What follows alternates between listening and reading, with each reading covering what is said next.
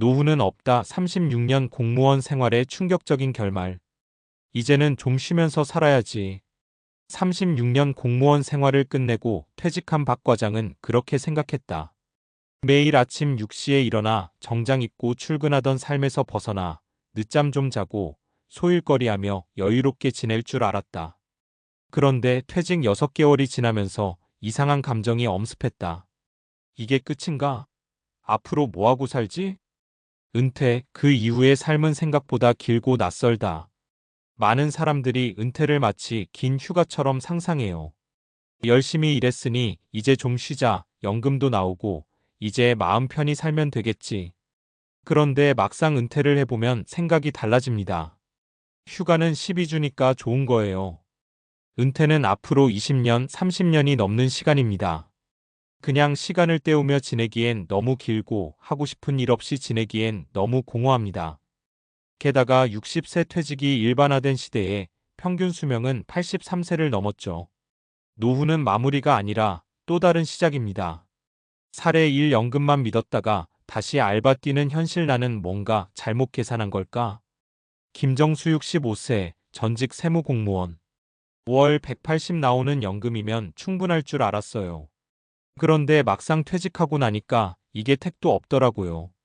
애들 결혼, 주택자금, 본인 병원비까지 나가니까 월급보다 돈이 더 나가요. 결국 주유소 야간 알바 뛰기 시작했습니다. 김정수 씨는 33년간 국가를 위해 성실히 일했어요. 연금도 나왔고 퇴직금도 받았고요. 그런데 정작 은퇴 후 필요한 지출은 생각보다 훨씬 많았습니다. 가장 큰 변수는 자녀 문제. 요즘은 자식 독립도 늦어지고 결혼도 집값도 부모 몫인 경우가 많거든요. 그 외에도 치과 치료비, 노후 자동차 수리비, 집 리모델링 같은 건 애초에 계획에 없던 지출이죠. 연금만으로 충분하겠지라는 생각은 이제 옛말입니다. 사례 2 퇴직 후 무기력증 하루 종일 TV만 보는 남편 왜 이렇게 우울해졌는지 모르겠어요. 이영자 62세 퇴직 교사. 퇴직하고 나니까 하루가 너무 길어요. 처음엔 좋았는데 점점 무기력해지고 아무것도 하고 싶지 않더라고요. 남편도 마찬가지예요. 하루 종일 TV 보면서 밥 먹고 말수도 없어지고 우리 이렇게 살려고 그렇게 열심히 일한 걸까요? 이영자 씨 부부는 모두 교직에 계셨습니다. 나름 안정적인 퇴직 생활을 시작했지만 은퇴 이후의 삶에 대한 준비가 전혀 없었다는 사실을 곧 깨닫게 됩니다. 시간은 넘치는데 뭘 해야 할지 모르겠는 상황. 한때는 사회에서 선생님이라 불리던 사람이 지금은 하루 종일 말 한마디 안 하고 지내게 되면 자존감도 무너지고 우울감도 커집니다. 사람은 역할이 있어야 건강하게 삽니다. 일할 때는 직장이라는 역할이 있었죠. 은퇴 후에는 새로운 역할이 필요해요. 지역 봉사든 동호회든 작은 파트타임 일이든 내가 필요하다는 감각이 중요합니다. 사례 3 은퇴 후 창업했다가 전 재산 날린 송 사장 이렇게까지 될 줄 몰랐어요. 송명호 67세 전직 기술직 공무원. 내 기술이면 식당 하나쯤은 할 수 있을 줄 알았죠. 6개월 만에 문 닫고 빚만 졌어요. 30년 일해서 모은 돈이 한순간에 사라졌습니다. 송명호 씨는 기술직 공무원으로 은퇴했지만 손맛과 노하우를 살려 식당을 차리기로 결심했어요. 하지만 장사 경험도 없고 시장 조사도 부족한 채 시작한 창업은 1년도 안 돼 문을 닫았습니다. 은퇴 후 창업은 퇴직자들의 대표적인 로망이지만 현실은 생각보다 훨씬 냉정합니다. 경쟁 심하고 몸은 예전 같지 않고 소비자 취향은 계속 바뀌고 결국 자산의 대부분을 쏟아붓고 실패하는 경우가 허다합니다. 은퇴자 창업 성공률 20%도 안 된다는 말이 괜히 있는 게 아니에요. 그럼 어떻게 해야 할까? 현실적인 조언 몇 가지. 은퇴 전 최소 3년은 준비기로 삼아야 합니다. 단순히 돈 모으는 게 아니라 내가 뭘 좋아하는지, 뭘 잘하는지, 어디서 누구랑 어떤 식으로 지낼 건지 고민하고 실험해봐야 합니다. 경제적 자립만큼 중요한 게 사회적 역할이에요.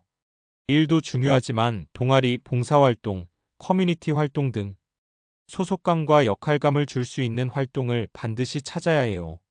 무리한 창업보다 작은 수입 구조를 만들어야 합니다. 요즘은 유튜브, 온라인 강의, 블로그 수익, 배달 파트타임, 재능 공유 플랫폼 등 리스크 작고 유지 가능한 방식이 많아요. 5060대에게 맞는 일의 형태를 찾는 게 포인트입니다. 맺으며 노후는 준비 없으면 재앙이 될 수 있다. 은퇴하면 행복할 줄 알았어요. 근데 지금은 무서워요. 이 말 많은 은퇴자들이 공감합니다. 예전처럼 노후는 조용히 사는 거야 라는 시대는 지났습니다. 지금 노후는 또 다른 30년짜리 프로젝트입니다.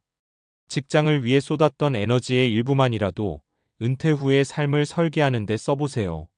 막연한 희망보다는 구체적인 준비가 우리 노후를 지켜줄 겁니다. 지금까지 은퇴 후 삶의 현실과 문제점 그리고 대처 방향에 대해 이야기했는데요. 이어서 가장 중요한 주제로 자연스럽게 연결할 수 있는 내용은 노후 건강관리와 뇌신체 기능 유지의 중요성입니다.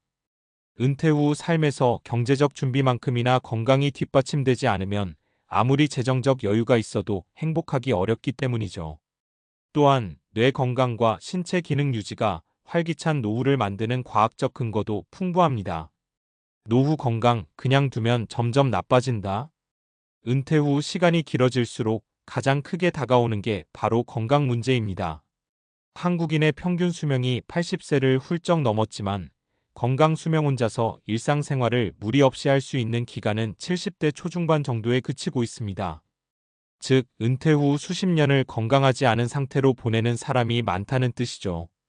이런 상태가 되면 경제활동도 어렵고 사회적 활동도 줄어들며 심리적으로도 우울증과 고립을 초래할 위험이 높아집니다. 과학적으로 입증된 노후 건강관리법. 운동이 최고.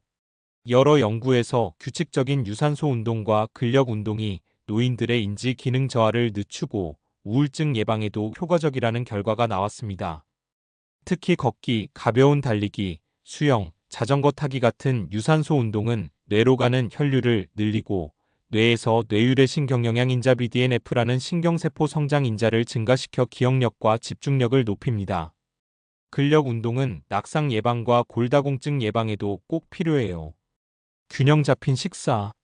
지중해식 식단처럼 신선한 채소와 과일, 견과류와 올리브오일, 생선, 이런 음식을 섭취하면 심혈관 건강뿐 아니라 알츠하이머 같은 치매 위험도 줄여준다는 연구가 있습니다. 사회적 교류 유지. 친구나 가족과의 정기적인 만남, 봉사활동, 동아리 활동 등은 정신건강에 큰 도움이 됩니다. 사회적 고립은 인지기능 저하와 우울증 위험을 크게 높인다는 수많은 연구들이 이를 뒷받침합니다.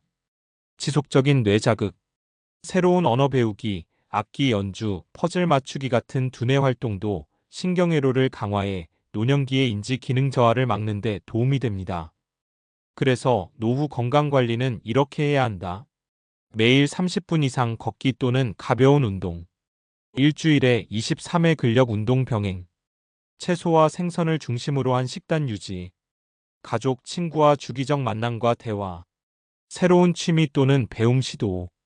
결론 건강이 곧 진짜 노후 자산. 재정적 준비는 노후 생활의 기반이지만 건강하지 않으면 그 기반 위에 집을 지을 수 없습니다. 과학적 연구들이 증명하는 노후 건강관리법을 꾸준히 실천하는 것이 진짜 노후 준비임을 잊지 말아야 합니다.